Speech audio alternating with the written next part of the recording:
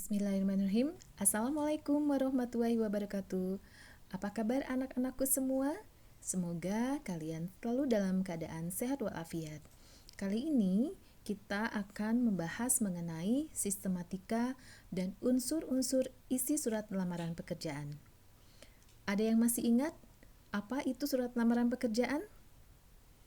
Ya, surat lamaran pekerjaan adalah surat yang berisi permohonan untuk bekerja di suatu lembaga tertentu. Kita lihat di sini ada beberapa unsur-unsur yang ada dalam surat lamaran pekerjaan. Yang pertama yaitu tempat dan tanggal pembuatan surat. Tempat dan tanggal pembuatan surat ditempatkan di pojok kanan atas tanpa titik di akhir karena bukan merupakan kalimat. Perhatikan contoh berikut. Bandung, 29 Agustus 2002. Tidak diakhiri dengan tanda titik. Berikutnya adalah lampiran dan halaman. Kata lampiran dan hal tidak disingkat, seperti lam. Ya. Kemudian angka dan dalam kolom lampiran ditulis menggunakan huruf. Contoh, lampiran 4 lembar. Hal pemberitahuan. Berikutnya, cara penulisan alamat surat.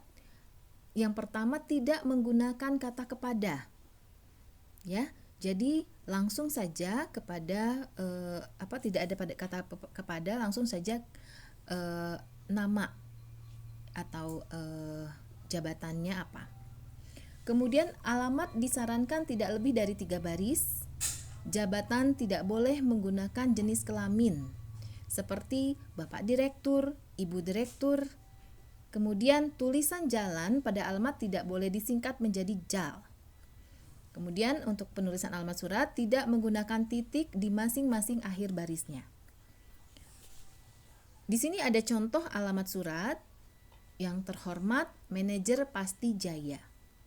Tidak boleh menggunakan yang terhormat Bapak Manajer Pasti Jaya. Kemudian jalan M. Yamin nomor 02 titik Kalibata, Jakarta tidak diakhiri dengan tanda titik. Berikutnya adalah salam pembuka. Setelah kata dengan hormat digunakan tanda baca koma. Dengan hormat. Berdasarkan bla bla bla bla dan seterusnya. Selanjutnya alinea pembuka. Alinea pembuka sebaiknya menggunakan bahasa yang baik dan sopan agar para pihak atau instansi yang membacanya tidak tersinggung. Di dalam alinea ini juga sudah harus muncul pernyataan umum yang menggambarkan diri pelamar atau kita sebut juga dengan tesis. Berikutnya adalah isi. Dalam isi terdapat hal-hal berikut. Yang pertama, identifikasi. Isi identifikasi berisi keterangan berupa nama, tempat tanggal lahir, alamat, pendidikan terakhir, dan dapat ditambah lagi sesuai dengan keperluan. Di dalam menuliskan keterangan tersebut, huruf awal kata digunakan huruf kecil. Perhatikan contoh berikut. Nama, sebelumnya harus ada penjelasan dulu. Berikut merupakan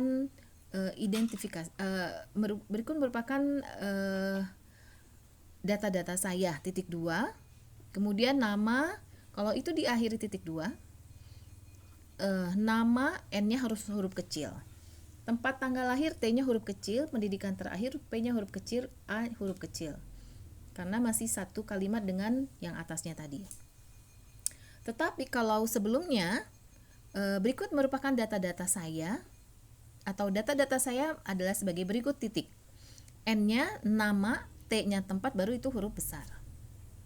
Contoh di sini, nama Nina Sari, tempat tanggal lahir Bandung, 10 Agustus 1995, pendidikan terakhir S1 Sastra Indonesia, alamat Pajajaran, Bandung. Maksud dan tujuan. Maksud dan tujuan merupakan keterangan tentang alasan pengirim atau pelamar pekerjaan menulis surat. Kemudian menyatakan lampiran. Dalam lamaran pekerjaan terdapat beberapa lampiran tentang syarat yang sudah diminta oleh instansi yang membutuhkan pekerja. Oleh karena itu, pelamar harus memenuhi lampiran yang diminta tersebut. Kemudian di setiap rincian digunakan tanda baca titik koma dan di akhir lampiran digunakan tanda baca titik. Di sini ada contoh fotokopi. Penulisannya yang tepat fotokopi tidak pakai C. Ijazah tidak pakai, bukannya ijazah tapi ijazah yang sudah dilegalisasi. Titik koma. Kemudian fotokopi kartu tanda penduduk titik koma. Pas foto ukuran 3x4 2 lembar, kalau itu sudah selesai berarti diakhiri dengan tanda titik. Berikutnya penutup. Di dalam surat lamaran pekerjaan, isi penutup haruslah menunjukkan keantusiasan pelamar pekerjaan kepada instansi yang dituju. Contoh, demikian surat lamaran pekerjaan ini saya buat, besar harapan saya untuk dapat menjadi bagian dari perusahaan. Kemudian salam penutup. Jika di awal tadi ada salam pembuka, tentulah akhir salam diakhiri dengan salam penutup. Sebagai surat lamaran, salam penutup menjadi sangat penting. Salam penutup sebagai bentuk etika, sopan santun, dan penghormatan. Contohnya, hormat saya, dan diakhiri dengan tanda koma. Unsur yang berikutnya adalah tanda tangan dan nama terang. Tanda tangan ini biasanya berada di pojok kanan bawah surat, lalu di bawahnya ditulis nama lengkap. Contohnya, hormat saya, tanda tangan Nina Sari. Nah, anak-anakku, demikianlah review kita mengenai unsur-unsur pada surat lamaran pekerjaan. Semoga memperjelas pemahaman kalian. Terima kasih. Mohon maaf kalau ada kesalahan. Wassalamualaikum warahmatullahi wabarakatuh.